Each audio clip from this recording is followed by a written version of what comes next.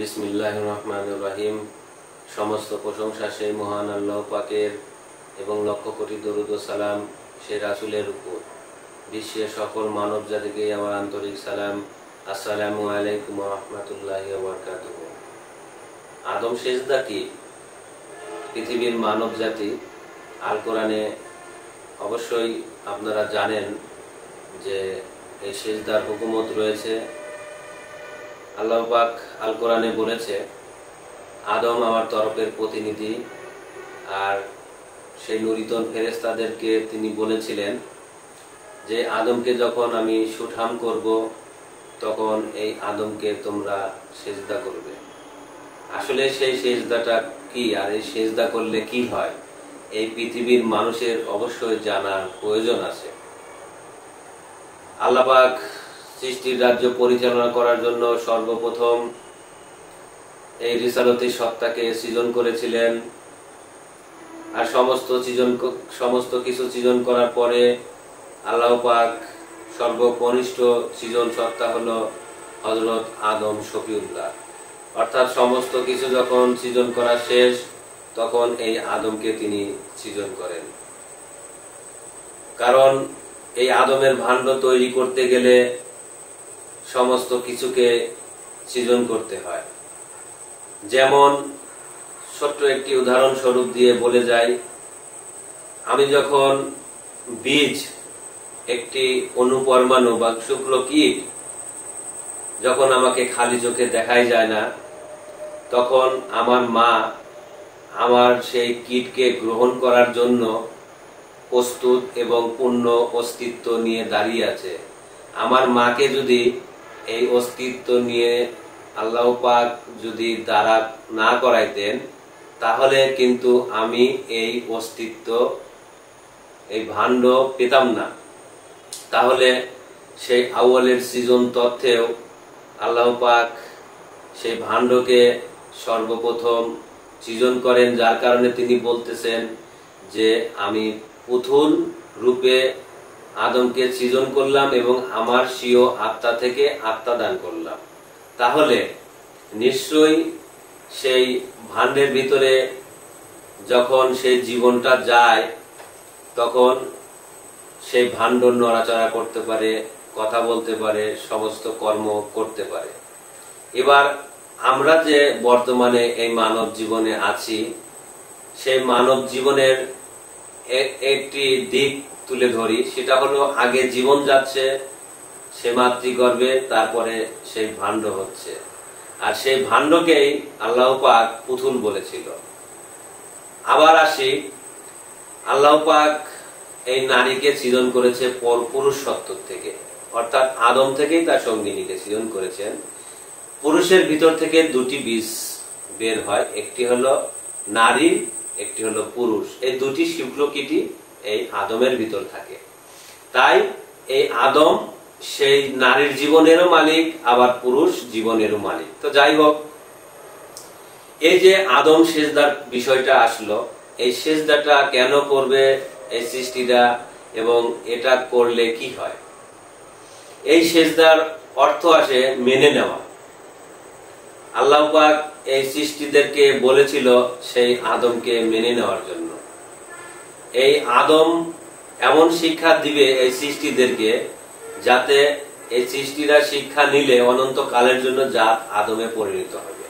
কিন্তু সেই নুরিতন ফেরেশতারা আল্লাহ পাকের সেই প্রতিনিধিকে তারা হেয়পূর্ণ করলেন। তারা মনের ভিতরে হিংসা রচনা করলেন যে এই আদমকে সৃজন করার কি প্রয়োজন, এ তো রক্তপাত ঘটাবে, মারামারি করবে, হানাহানি করবে। তাহলে তাদের মনে নিশ্চয়ই হিংসা ছিল, না হলে তারা স্রষ্টার বিষয়ে এরকম কখনোই ভাবতে পারত না।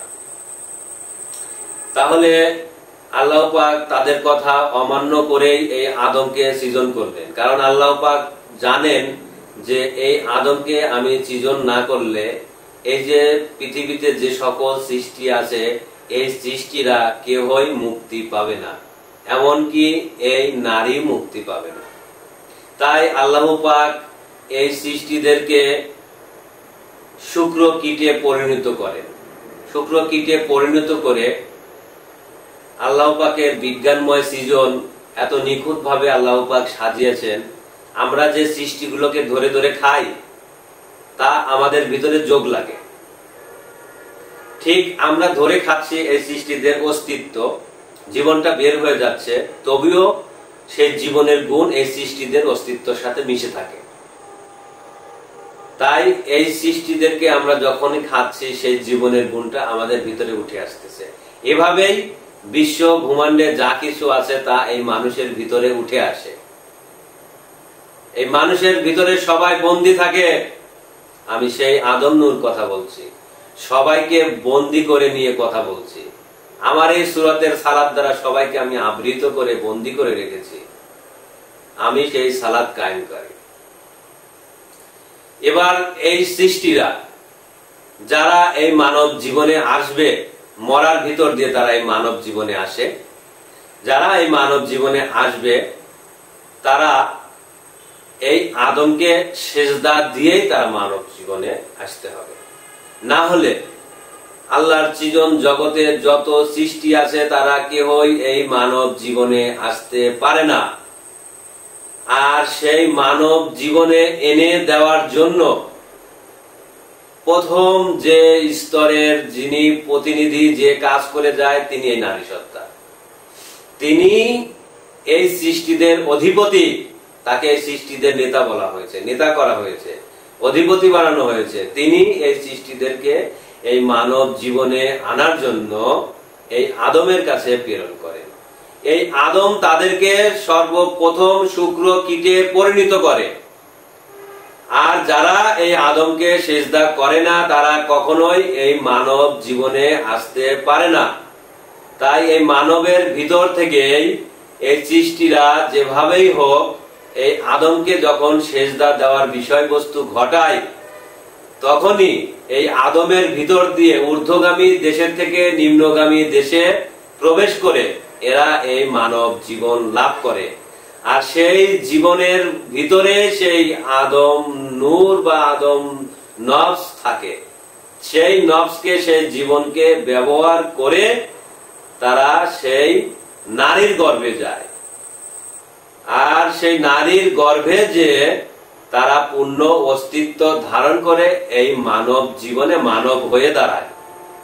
কারণ এই সৃষ্টির মুক্তি এই মানবে, আর এই মানবের মুক্তি হয় পরবে। এবার এই মানব জীবনে এসে যদি কেউ সেই আল্লাহর রঙে বা পরমের রঙে রং মিশায়, তাহলে তার অবশ্যই মুক্তি আছে। সে তখন চলে যাবে হায়াতুল মুরসালিনে। তখন আর তার পূর্ণ জন্ম নেই। তখন যে আত্মজগতে সামিল হয়ে যায়, দিনী জগতে সামিল হয়ে যায়, তার মুক্তি হয়ে যায়। তার আর কখনো ধ্বংস নেই।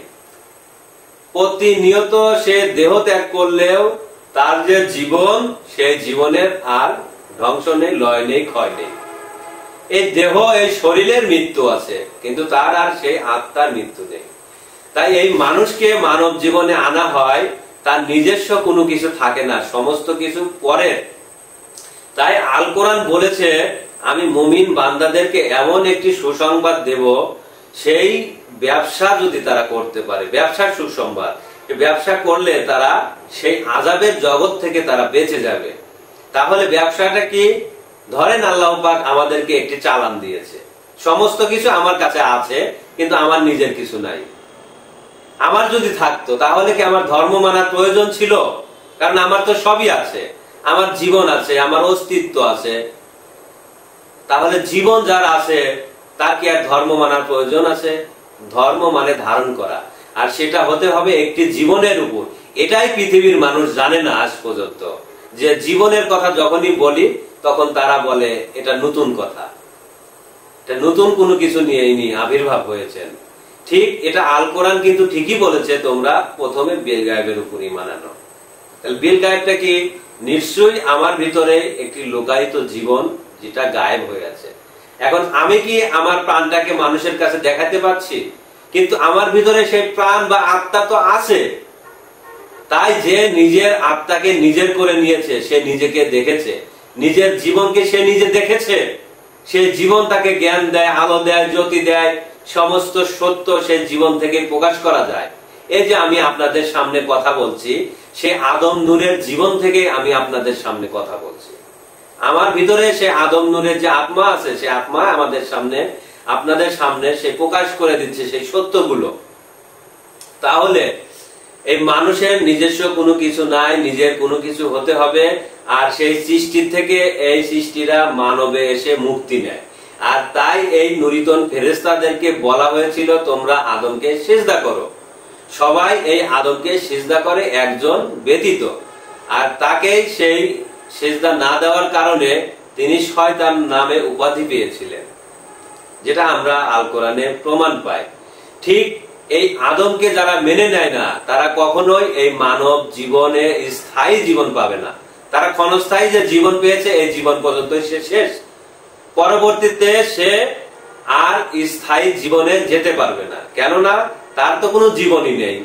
তার যদি জীবন পেতে হয়, সেই জীবনের দিক নিশানা তরিকা যদি নিতে হয়, তাহলে আদমের কাছ থেকে নিতে হবে। তাই এই সৃষ্টিরা অবশ্যই এই আদমকে সিজদা দিতেই হবে। এই আদমকে সিজদা না দিলে তার কোনো মুক্তি নেই। এবং এই সৃষ্টিরা সে মানব জীবনের শুরু থেকে, ওই যে বললাম যে আদমের ভিতর দিয়ে, আদমের ঊর্ধ্বগামী দেশ থেকে নিম্নগামী দেশ থেকে সিজদা দিয়ে মাতৃগর্ভে যেতে হয়। তাই প্রত্যেকটা সৃষ্টি এই আদমকে সিজদা করবেই। সিজদা না করলে তার কোনো মুক্তি নেই। যে সিজদা করবে না সে শয়তান। তাহলে এই পৃথিবীর মানুষ যারা সেই আদমকে মনে করে আদম সেই প্রথমে এসেছিল, সে তো কবে চলে গেছে, এখন সেই আদমের কথা বলতেছে। সেই আদম তো এসেছিল এই মানব জন্ম বিস্তার করতে। আমরা তো আদম সুরতি, আমাদের ভিতরে সেই বীজটা বা জীবনটাও আছে আদমের। তাহলে সেই জীবন এখন কথা বলছে, এটা দিনই যুগ। সেই আল্লাহর দিন দান করা হয়েছে আদমকে, আর সেই দিন এখন তার সুরতের সালাতের প্রকাশ ঘটাচ্ছে। যদি এই আদমকে কেউ সিজদা না দেয়, তাহলে সেই অপরাধী, সে অনন্ত কালের জন্য জাহান্নামী হবে, এটাই সত্য। এই বলে আমি আমার বক্তব্য এখানে শেষ করছি। সুবহানাল্লাহি ওয়া বিহামদিহি, সুবহানাল্লাহিল আযীম। আসসালামু আলাইকুম ওয়া রাহমাতুল্লাহি ওয়া বারাকাতুহু।